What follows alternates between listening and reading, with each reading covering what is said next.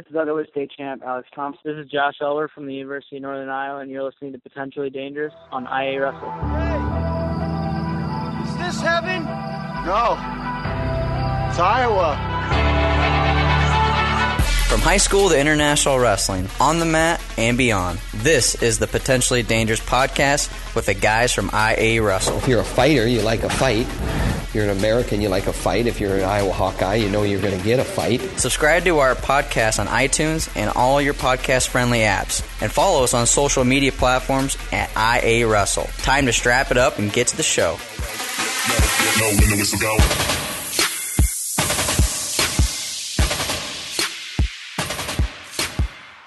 Welcome back to Potentially Dangerous. I'm Tony Hager. This podcast is brought to you by My House Sports Gear. Check them out at myhousesportsgear.com. Hooking up all kinds of teams around the state of Iowa. Make sure you give Chad Lohman a call. On today's podcast, I'm going to be joined by Zach Barnes from Southeast Polk, two-time place winner.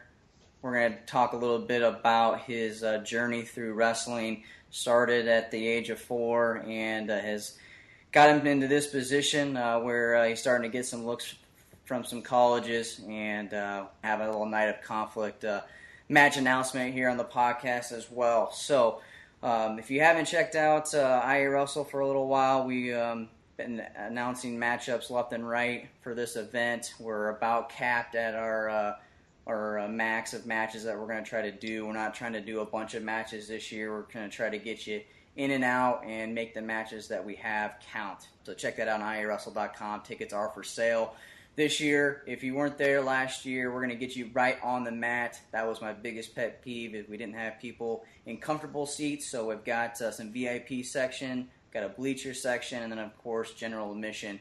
So if you got any questions whatsoever, feel free to hit me up on Twitter at HagerTony or shoot me an email at iarussellcontact@gmail.com. Let's get started with the show here. Episode 63 of Potentially Dangerous. Zach Barnes, Southeast Polk, joins the show from Wyoming, getting a little fly fishing in. How we doing today, Zach? Pretty good.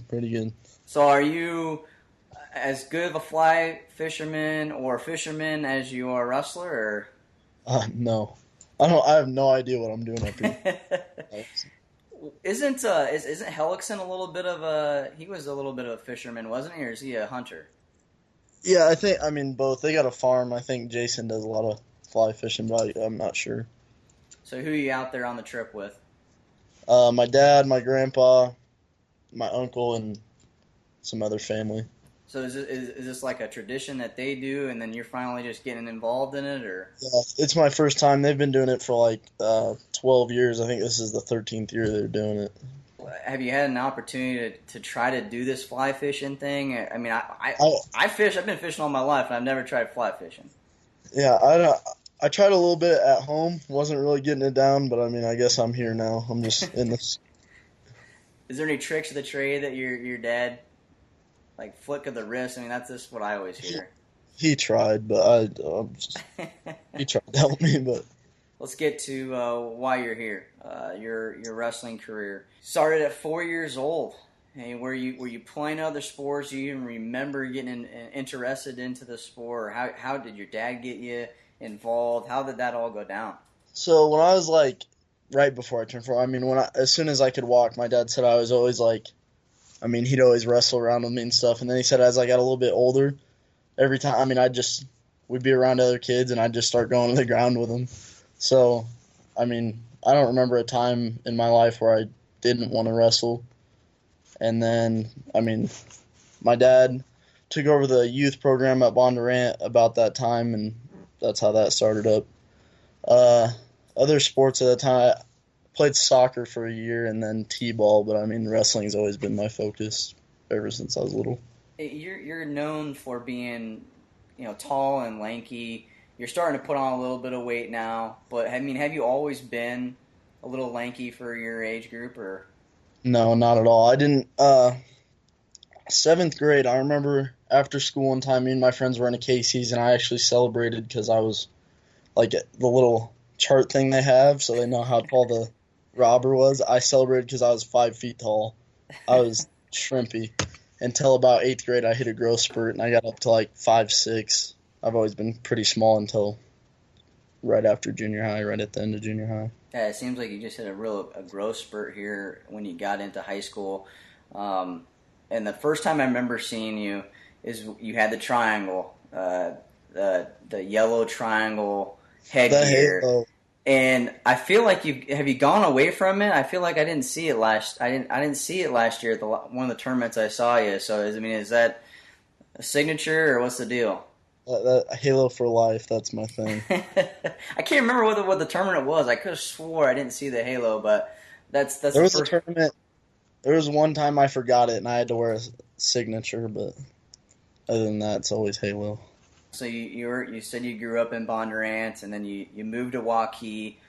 Great program there. 6th grade, you went to Tulsa. You went to Reno. You went to all these different tournaments. You're able to pick up AAU state championship, and at Waukee, this is a team that has had a lot of good kids, and putting a whole team together is what has been really the problem at Waukee, I think, as far as getting them on getting to that trophy stage. For somebody that has, been in the program, you were in there for 4 years, correct? Yep. And then you decided to go to Southeast Polk. Can you talk a little bit? I know we haven't done this publicly at all, but can you talk a little bit about, the family's reason for moving out of Waukee? Were you the training partners, or was it going to be just a better education for you? How did that all come up? Moving from Bondurant to Waukee, that was just a simple move. We're moving sides of town, so that's how I got to Waukee. But then leaving Waukee, after my freshman year, I was going to start training like freestyle or like summer training, And so I'm calling kids, trying to get in the room, and there was no one for me, some kids, their mind just wasn't wrestling all the time, and you can't blame them for that. But, I needed partners, and I didn't have anyone to go to there. Then Shapiro, he left, so that was my partner before he left. And then when he was gone, I went to Nick and Nate Vento. They left and went to Van Meter after my freshman year. I think it was after my freshman year. So I didn't have anyone to go to as far as partners, and I felt like I needed somewhere to go, and Southeast Polk had Shaw and Meyer, Dittmer, Bukai. The list went on for me. So that was the most attractive, and of course, Coach C and the coaching staff there they knew what they were doing, so getting into that easy. Getting to that type of room, what was it like going from being really probably the guy in the room to being not really the guy? Was it tough? I don't think I'd say tough. It was obviously harder. At Waukee, you're kind of the star of the show, But I was willing to sacrifice that. That was way less important to me than, wrestling with people that you can learn from and having diversity when it comes to partners. That was way higher up on my list than, having everyone know your name around town and stuff. That doesn't mean anything if you're not improving. So what do you think changed? Because I was coaching at Johnson. I remember Henry Polmeyer, you wrestling, and then it just seems like you've kind of hit a growth spurt from then. Has it been your weight training, or did you hit a growth spurt? What has changed since Waukee to Southeast Polk, do you feel, in your wrestling? At Southeast Polk is actually when I started doing any lifting of any sort, but I don't think that contributed to the growth as much as just hitting a spurt. I went 120 at the beginning of my sophomore year, and then by the time Christmas came, that was just ridiculous. I couldn't do it anymore. So I jumped over Hellickson at 26 and wrestled 32 that year, and then started this year at 32, talked to Coach C over winter break, and I was growing, and we talked about going 38, and I thought it was a good option for me, and that's what happened there. Well, last season was kind of I would say, as far as somebody that covers 3A wrestling, and I think everyone kind of thought it would be all four Dodge. They got a ton of hammers, and Southeast Polk lost a few guys, had a few guys that just didn't have the names yet. you guys ended up winning the title after everybody picked Fort Dodge, Valley. What was the season like in that room? And you haven't grown up in that room, but was there any kind of like chip on the shoulders from the coaches and maybe the wrestlers that have been in that program to prove people like myself wrong? Definitely a chip on the shoulder. I mean, I think it was a good thing for us because going from the year before, number 6 in the country, where it was almost just a walk, you know what I mean, to having to work for something, having something to look forward to, and, I mean, competing, like really competing and not knowing almost knowing you're going to win before you even show up. I think that was good because it made everyone, I mean, knowing, like, kids that hadn't been in our varsity lineup before, and made them think, I mean, we're here now, we got to be a part of something, work hard so we can get this done again.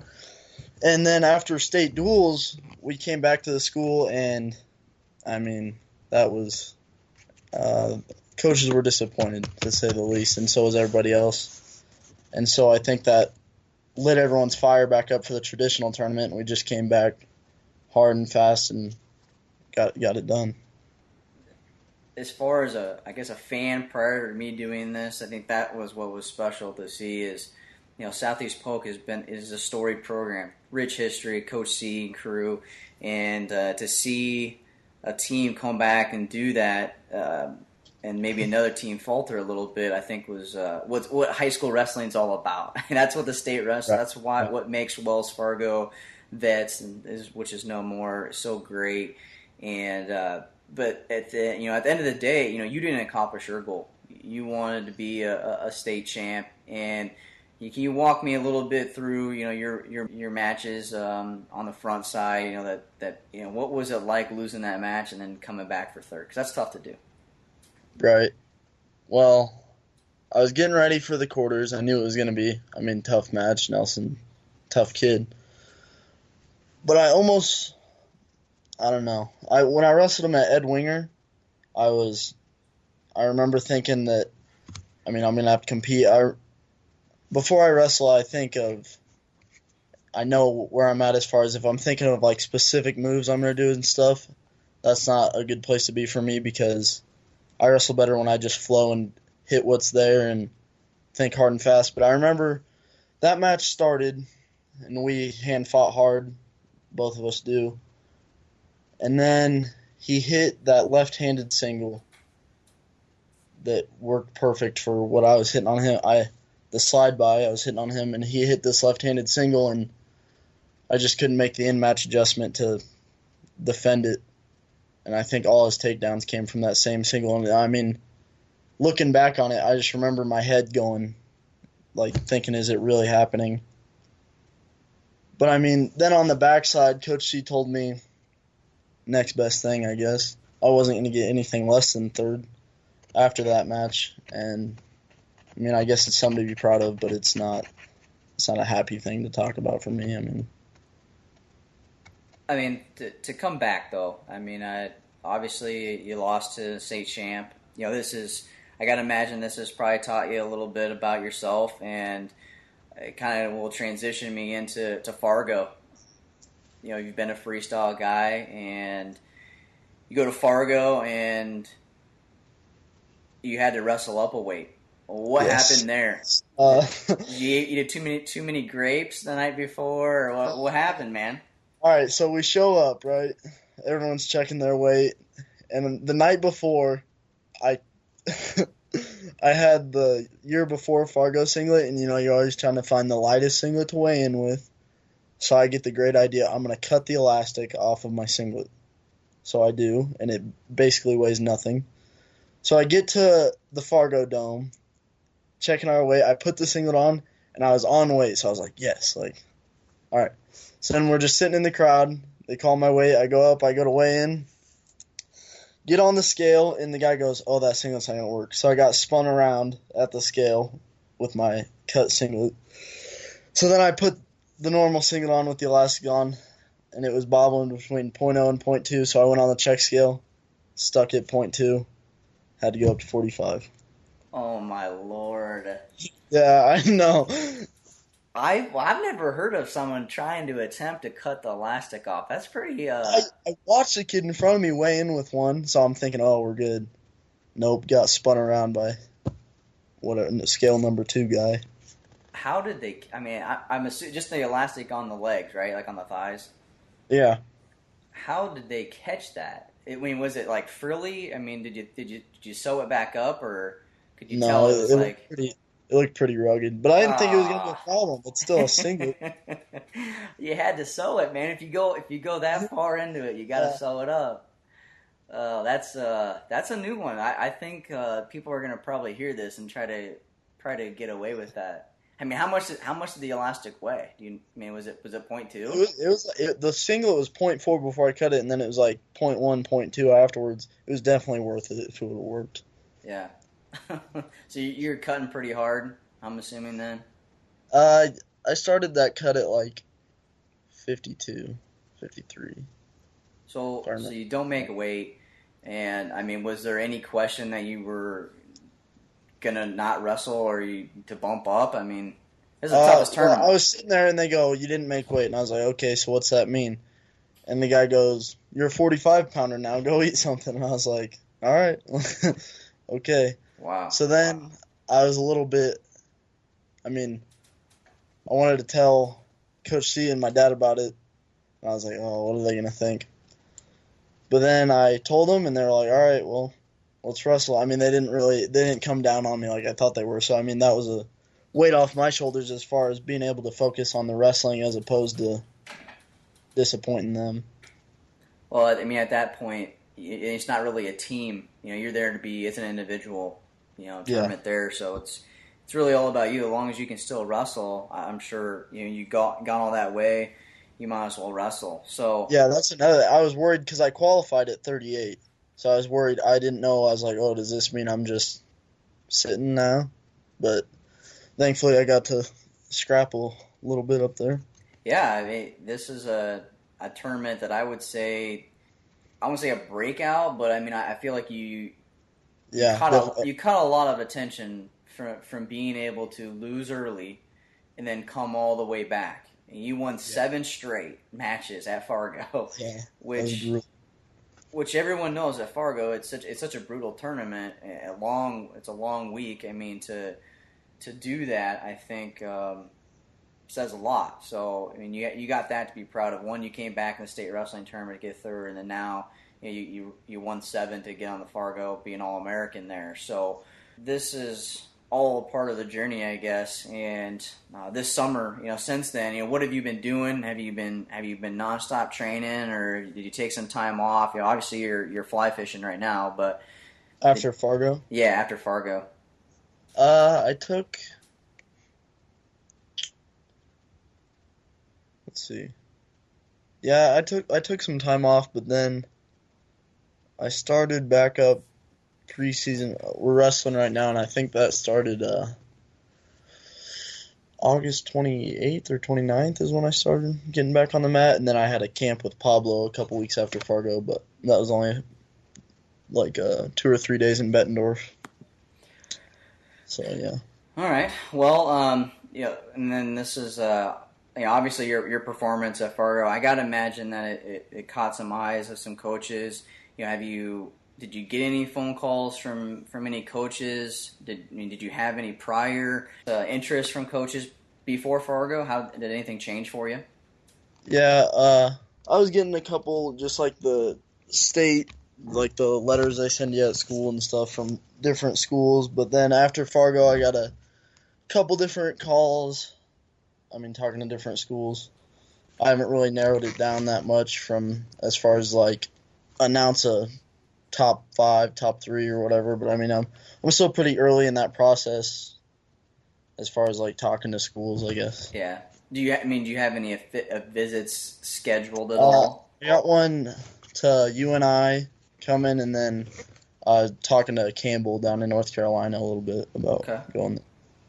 So your options are wide open. I mean, you got UNI and Campbell. So, well, I mean, congratulations on that. I mean, everybody who's a state place winner gets letters. So, I mean, to get phone calls, I'm sure something good to see. But obviously, the goal is to to be a state champ. Anybody that's been a wrestler, goal is to be a state champ. And we're going to be announcing a big match here, Zach Barnes versus JJ Figueroa at Night of Conflict. We just gave you the call, man, and we had you kind of on this list of guys that we think that we could get in if we get the right matchup, and we just gave you a call probably a week ago.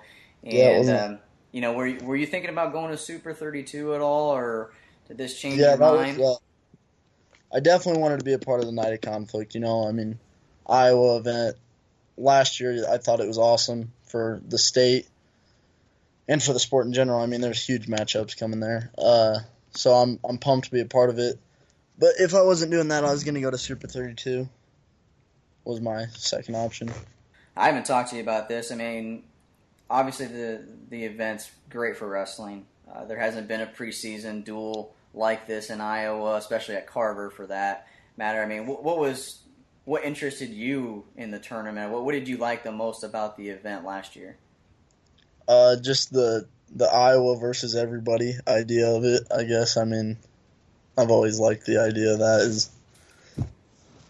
Iowa against the world, it's always been like that, hasn't it? I got pride for Iowa, so I don't know. I like that. What are your thoughts on the push-out rule? Oh, I love it. That's awesome. Have you been practicing at all? Have the coaches? We're almost 30 days out now from the actual event. Have you thinking about your opponent or how you're going to work on the push out in a folk style match at all? The way I wrestle, I think the push out's definitely going to be an advantage. I'm usually facing the outside, working out, pressuring forward against my opponents is what I like to be doing. So I don't think I'm going to specifically focus on that. I'm just going to work on drilling and getting crisp and working the cobwebs out from my time off after Fargo. And then I've been running about every day and training pretty hard after school. So I'm just going to work on getting in shape and being able to go the whole 6 minutes plus. Weight-wise, is this a good opportunity for you to get your weight in check, or what are you planning? Where are you planning on going this coming year? You said 138, but it seems like that's always changing with high school kids. So is that where you're going to be heading? I'm looking probably going to go 145 right now. 145. Okay. Yeah. How's the rest of the lineup look? You got Cade DeVos, who's from Waukee. He's coming in now to Southeast Polk. Obviously, a huge name to be a Ram now. Have you guys got an idea of what this lineup is going to look like? Are you going to be coming home with another state title, or is it kind of anyone's game? We are going to come home with another state title, but the lineup, we just let that. We don't really. Before the season, there's always talk. Oh, where do you think he's going to go? Where do you think he's going to go? You can't really. If Cade wants to go one weight and Lent wants to go the same weight, they're going to have to wrestle off, which is great about the sport. It's not like football where you have to watch and pick and choose you wrestle them off and you have your answer. So the lineup shakes out however that shakes out. But, yeah, we got an idea about it. I don't know. We'll see, I guess. You're planning on bringing home a state title, though, right? Yes. You're, going into this next year, are you looking at it any differently than any other year? Is there any different focus or? I just want to be able to say after senior year, last high school wrestling, I just don't want to have any regrets. I want to work as hard as I can every single day, and at the end of the season, wind up with a state title. And if I don't, by some chance, I want to be able to say that I did everything I could to get there. Is there a specific, maybe a technique that, instead of training, is there something that, because what Southeast Polk is known for is really kind of fine-tuning somebody's special move. They just seem to find that in that one athlete. Is there something that I guess you don't want to maybe give away your tricks, but everyone knows what you're good at. Is there something that you really are focusing on this next season to get better at? Maybe your low C, or your low ankle pick, or what are you looking to work on? Setups, for the most part. being able to manipulate someone and get angles and move to where, I mean, for me, I don't have a specific shot that I love or I'm looking to set up in a match. I just move someone around and being able to notice when they're out of position and attack. I mean, on a dime, not even thinking about it, just getting to where that's muscle memory is what I'm looking to do. Zach, I appreciate the time here on Potentially Dangerous. Anybody you'd like to thank for getting you to this point and going into your senior season and getting an opportunity to wrestle at Night of Conflict at Carver? Yeah, all the coaching staff at Southeast Polk, the Iron Rams is a sponsor for us. They put a lot of money into our wrestling, sending kids to Fargo and other freestyle tournaments so we can get better. Appreciate that. My dad for bringing me into the sport and supporting me all the way. Wouldn't be here without them or him, all those people. And the Southeast Polk Basement Boys. I love my boys. Basement Boys. All right, maybe that's a topic for another podcast. I want to know a little bit more about this and what that's all about. But it sounds goofy, so I'm guessing Lent's involved. But Lent is involved. I don't know about you guys. If you're listening to this, this is a matchup. Getting another Iowa guy in here, breakout performance at Fargo. Waiting for that to get over that cusp at folk style to get that state title, to get those more D1 looks. But he's got UNI, Campbell on the radar, and I'm sure there's plenty more coming. Going to be taking on JJ Figueroa, Bakersfield, California, flying all the way from Cali to Night of Conflict at Carver Hawkeye Arena, October 14th. Get your tickets right now. You can go to iawrestle.com, click on Night of Conflict, and you can get VIP, bleacher seating, and of course general admission. And the news this week came out that Rudis is going to be a presenting sponsor for ours, and the gear is absolutely sick. We're going to have 3 to 5 tees on display. Might have the opportunity to buy some singlets, but the guys that are going to be Night of Conflict members, they're going to be head to toe in Rudis gear, so you don't want to miss this, your opportunity to get this gear. We're also working on some opportunities to get some autographs from Hawkeye Wrestling Club members, Cyclone Wrestling Club, and Panther Club Wrestling members as well. So you want to make sure that you get your ticket for that. If you do want to wrestle in the conflict at Carver on Saturday, which is how this all started, register for the tournament on trackwrestling.com, or you can go to conflictatcarver.com. If you register for that tournament, you get in free Friday night. Your mom and dad got to pay for it, but you get in free Friday night, and you get an opportunity to watch Zach Barnes, future state champ from Southeast Polk, compete. Episode 63 of Potentially Dangerous. I'm Tony Hager with Zach Barnes. Thanks for listening. Get low when the whistle go.